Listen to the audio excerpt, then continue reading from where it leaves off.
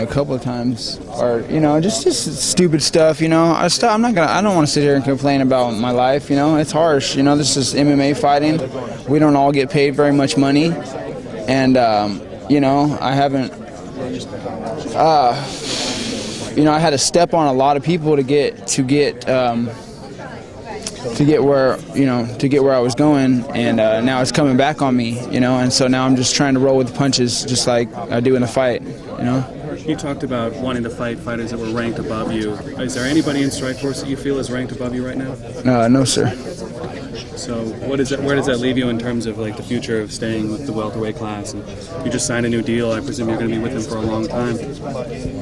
I don't know. I'm just going to have to wait for, I do what my coach tells me. I always have, since I was 16, he told me to train with this guy, told me to train with that guy, took me to a pro boxing gym, told me to box this guy. I had real nervous energy feeling about it. But I went through with it, and that's what got me to where I'm going. I didn't get where I'm at by not listening, So I listen to my coaches. They know what's best for me, and that's why I'm here today. Is it safe to say you feel like you're the best striker at 170 pounds in the world? Yeah, sure. There's nobody else that has any boxing skills in this. Anybody that has good boxing skills, they're watching me, and they're seeing, you're having new guys come in here, and it's the future of MMA. You're going to see, sooner or later, you're going to see guys with great stand-up skills and everything, You're going to see. What happened when there was ice thrown in the ring after your fight? We don't want to talk about that. We'll talk about the fight. That's okay. Tell me, did the fight go the way you expected it to go? It seemed like you were able to land punches at will, and you were hitting them square on at will. Yeah. Did you expect to be more mobile, or did you plan on? No, what I was worried about coming into this fight is that guy was really going to be able to take punches, and I started thinking about that. Like last night, I started thinking this guy, all these fights he's had, I'm going to go in here, I'm going to try to take this guy out with punches. I'm not going to try to go rush him, take him down, And I started thinking about it, and I'm like, man, this guy's not going to go down. I don't think so. We might end up doing 5 rounds of this. And that's just, everything was kind of pretty much what I expected. It's just kind of what you get when you fight something like that. Now, if you were going to go 5 rounds, were the leg kicks going to be an issue, do you think, or were you? Sure, but I would have been jumping around still, I mean, they would have been an issue. They would have hurt, but,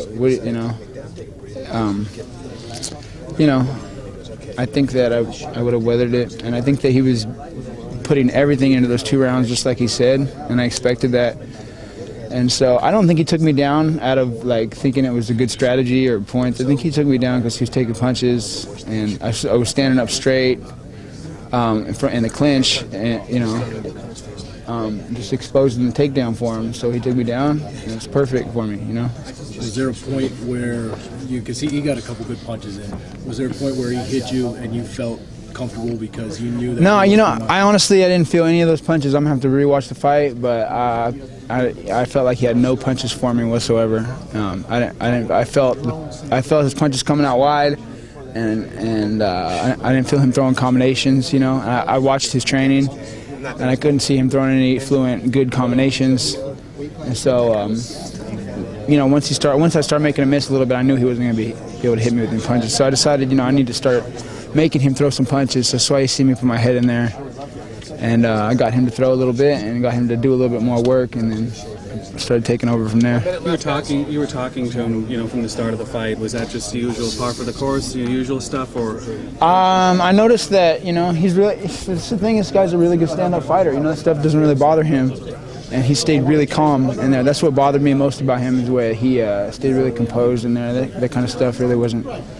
I'm sure it was actually doing. It was doing more than I felt like it was doing, but he was doing a good job of keeping his composure. When you talked about Tyron Woodley, you said he was a wrestler. Does that sort of mean that you expect him, if you do end up, that he might actually try and outpoint you? It surprised me that he's a wrestler. I don't think a wrestler like him is going to try to take me down, though. I don't think it's a good idea for him. I don't even think it's a good idea. I don't think he's ready to fight with me right now. I think he just got into MMA. So, I think. this is him. I'm sure he's not afraid to fight. He's got to do what he's got to do. But he is getting in a little bit over his head fighting anybody in here right now. The guy that he beat that was really good, and he lost all the guys in Dream, and he's a jiu-jitsu fighter. He's not an MMA fighter. There's a big difference. So he beat that guy, but that guy's not a real MMA fighter. So how serious are you about the Vargas back and forth? I mean, I guess I'll fight Fernando Vargas. I'll fight pro boxing. I'm not afraid to fight. You're able to do that based on your contract and stuff like that? That's from what I understand. Yeah. Do a fight in boxing, pro boxing in 2011. So Vargas is probably a good guy for that, I'm thinking. You guys have a timeline for that? There's been a couple of dates thrown out there, but there's nothing official. People are talking August, so we'll see. Yeah, it'd be with Showtime, yeah. What would that mean for you to fight in pro boxing? There's been so many boxers come to MMA, but for a high-level MMA guy to do boxing, what would that mean for you to represent that? I think it would be great. It'd feel something like being able to, fight in 2 weight classes and win a belt in 2 weight. That's something that I really want to do is take the belt in different weight classes. But if I could take the belt in pro boxing and take a belt in MMA fighting, that sounds good too. I just want to do something extraordinary, I don't want to be your everyday regular MMA fighter because I'm not, I worked harder than these guys, and they all have a lot to learn. Even these guys that are physically gifted, and that are doing well with their MMA career, they're still behind on a lot of things, and I think that sooner or later hard work should pay off, and that might be the route I need to take.